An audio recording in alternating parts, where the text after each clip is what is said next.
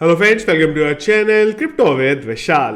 Bitcoin ने $30,000 का जो नंबर है उसको यहाँ पे तोड़ दिया है। बहुत सारे लोग जो पिछले कई दिनों से बात कर रहे थे क्रिप्टो करेंसी खत्म हो गई है, अब कुछ नहीं होने वाला, एक ट्रेंड था जो आया था चला गया, पूरे का पूरा यहाँ पे स्कैम है, उनके लिए सोचने वाली चीज़ है ये कि क्या हुआ, कैसे बिटकॉइन $30,000 को यहाँ पे तोड़ दिया। और एक्चुअल में क्वेश्चन है ये कि क्या हुआ कल रात को कि 28,000 से 30,000 पे बिटकॉइन जो है इतनी आसानी से आ गया है, जहां पे कई लोगों को लग रहा था कि क्या बॉटम दोबारा बनेगा, और सडनली बिटकॉइन यहां पे बढ़ते ही जा रहा है। तो क्या हुआ, क्यों बढ़ रहा है, इसके बारे में आज के वीडियो में बात करेंगे। और उससे भी बड़ा क्वेश्चन, बिटकॉइन $30,000 आ गया पर ऑल्ट कॉइन कहाँ है, ये ऑल्ट कॉइन्स को क्या हो गया।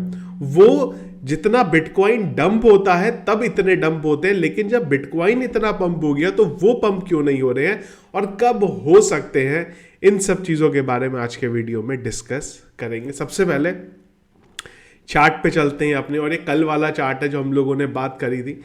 तो इस चार्ट के अकॉर्डिंग अगर करंट प्राइस की बात करेंगे तो 30,100 का लेवल जो इस साल का हाईएस्ट लेवल है अभी तक का, और लास्ट ईयर जून में बिटकॉइन इस जगह पे आया था।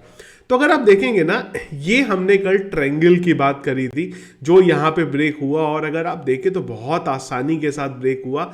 लगातार 4 कैंडल एक के बाद एक बने, और उन 4 कैंडल ने किया ये कि करीब करीब 100, थोड़ा सा इसको नीचे करते हैं, सॉरी ऊपर थोड़ा, 165 मिलियन के लॉन्ग जो है शॉर्ट जो है वो यहाँ पे लिक्विडेट हुए हैं, जिस हिसाब से बिटकॉइन ऊपर की तरफ यहाँ पे बढ़ता गया। कल का वीडियो याद है आपको, जब हम लोगों ने बात करी थी, मैं एक बार आपको लेके चलता हूँ इधर।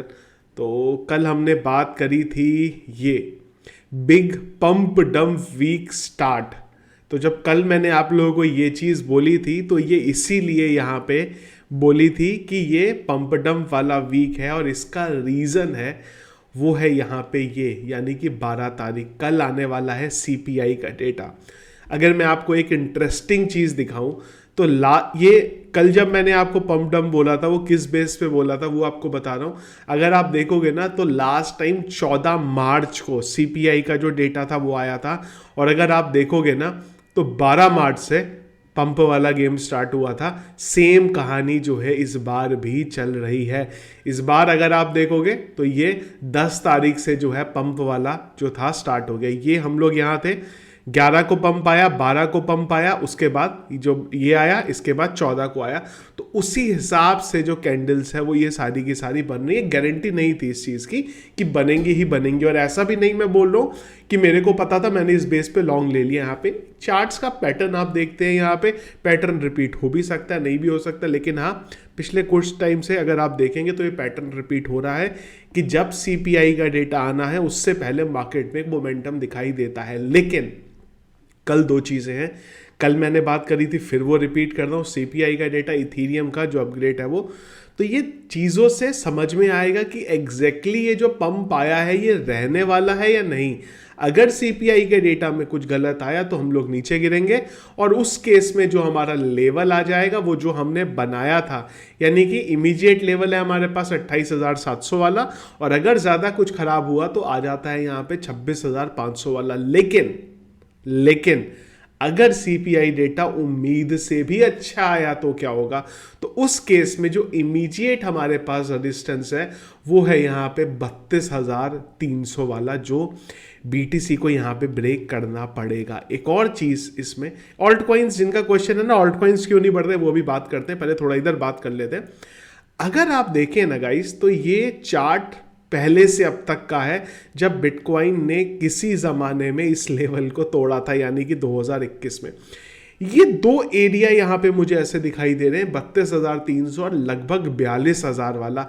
एक बार अगर बीटीसी 42,000 पे आ जाता है तो उसके बाद काफ़ी अच्छी रैली हमें देखने को मिलती है। अगर आप देखेंगे ऑल टाइम हाई जो बने हैं वो इस लेवल को ही एक बार टेस्ट हुए हैं, उसके बाद बने। अगर आप देखेंगे यहाँ पे बिटकॉइन नीचे आया, इस लेवल को तोड़ने की कोशिश करी, फिर इस लेवल तक आया, फिर ऊपर गया, फिर जब बिटकॉइन को सपोर्ट मिला फिर ऊपर गया, फिर सपोर्ट मिला, फिर नीचे वाला सपोर्ट मिला।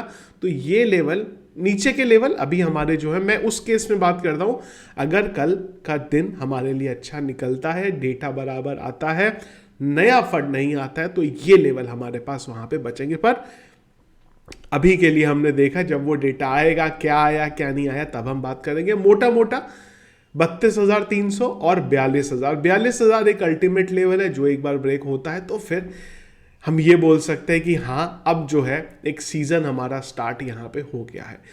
दूसरा क्वेश्चन यहाँ पे आ जाता है कि क्या हुआ, ऑल्ट कॉइन्स कहाँ है। अगर हम लोग हीट मैप की बात करें तो BTC 6.41%, बिटकॉइन 6.41%, ऑल्ट कॉइन्स के बारे में देखे तो दिख ही नहीं रहा है कुछ यहाँ पे। जितना बिटकॉइन ग्रीन दिख रहा है, ऑल्ट कॉइन्स तो उतने ग्रीन जो है हमें यहाँ पे दिखाई दे ही नहीं रहे, और कई ऑल्ट कॉइन्स वही हैं, हिले ही नहीं है अपनी जगह से। देखिए इसके दो रीजन है। सबसे बड़ा पहला रीजन है यहाँ पे बिटकॉइन की डोमिनेंस। बिटकॉइन की डोमिनेंस जब तक कम नहीं होगी, ऑल्ट कॉइन्स में आपको पंप देखने को नहीं मिलेगा। और दूसरा कि मार्केट में फ्लोइंग किस तरीके से चलती है, तो वो ये है कि सबसे पहले बिटकॉइन बढ़ता है, लोग बिटकॉइन से अपना प्रॉफिट बुक करते हैं और वो पैसा डाला जाता है बड़े ऑल्ट कॉइन्स में। फिर बड़े ऑल्ट कॉइन्स में पैसा कमाया जाता है, फिर वो जाता है छोटे ऑल्ट कॉइन्स में, और जब छोटे ऑल्ट कॉइन्स में पैसा कमा लिया जाता है, फिर वो जाता है मीम कॉइन की तरफ। तो जब तक बिटकॉइन से प्रॉफिट बुक होगा, बिटकॉइन एक जगह पे स्टेबल होगा, उसके बाद ऑल्ट कॉइन्स में पैसा आना शुरू होगा, और तब बिटकॉइन की डोमिनेंस में थोड़ा सा हमें फर्क देखने को मिलेगा। और उसके बाद जो हम लोग बात कर रहे हैं ऑल्ट कॉइन्स के पंप होने की या फिर मीम कॉइन के पंप होने की, वो हमें दिखाई देगा। जब तक ये चीज़ें नहीं होंगी, हमें बिटकॉइन ज़रूर बढ़ता हुआ दिखेगा, पर ऑल्ट कॉइन्स में उतनी रैली देखने को नहीं मिलेगी। एक और चीज़, एटलीस्ट बिटकॉइन ही बढ़ रहा है ना, उसका लेवल भी बढ़ रहा है, तो अपने आप में बहुत अच्छी चीज़ है यहाँ पे। मार्केट के बारे में गाइस अगर हम लोग ओवरव्यू देखें तो मार्केट कैप 1.24 ट्रिलियन जो है फिलहाल अभी चल रही है। वॉल्यूम 52% पिछले 24 घंटे में बढ़ा है। अभी करेंटली बिटकॉइन का वॉल्यूम है 45 बिलियन का यहाँ पे।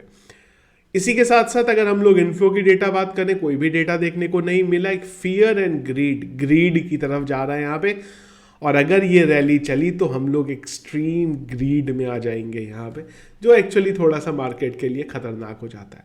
सेंटिमेंट्स फिलहाल बाई की तरफ है। हीट मैप के बारे में हम लोगों ने पहले ही बात कर ली है, और यही वो एरिया था, यही वो चीज़ थी जो अगर आप देखेंगे कि बिटकॉइन आपको दिख रहा है 6.21%, इथीरियम है 3%, BNB है 4.34%, XRP है 2.25%, कार्डानो है 3.5%, डॉज है 1.5%। तो ऑल्ट कॉइन्स में उतना रैली नहीं मिली है। तो मेरे हिसाब से ये रीज़न से ऑल्ट में रैली के। और ये चीज़ याद रखिएगा और ध्यान रखिएगा कि ये जो पंप हमें देखने को मिला है, कल के बाद पता चलेगा कि ये पंप रहना भी है, नहीं रहना। एक्चुअली कल के बाद भी नहीं, पूरा वीक इंपॉर्टेंट होने वाला है, क्योंकि कल आ जाएगा आपका वेडनेसडे के बाद जब CPI डेटा आएगा, एटलीस्ट एक दिन चाहिए चीज़ें रियलाइज होकर समझने के लिए, तब तक आपका थर्सडे आ जाएगा। तो थर्सडे फ्राइडे तक आपको पता चलेगा एक्चुअल में क्या सिनेरियो है, ये क्या फिर से हम लोग टेस्ट करने वाले हैं हमारा नीचे वाला लेवल, यानी कि 27,000 वाला,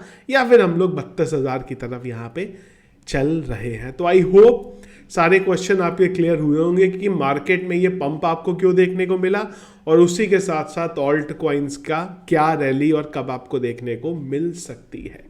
तो ये था गाइज अपडेट, ये था गाइज वीडियो। आई होप जो इंपॉर्टेंट चीज़ें थी वो दोनों चीज़ें हम लोगों ने आज के वीडियो में कवर करी है। अगर कोई भी क्वेश्चन अभी भी है आपका, वो आप कमेंट बॉक्स में पूछ सकते हैं, और दोनों चीज़ें अगर आपके क्वेश्चन जो है यहाँ पे क्लियर हुए हैं तो ज़रूर एक बार मुझे कमेंट बॉक्स में बताइएगा।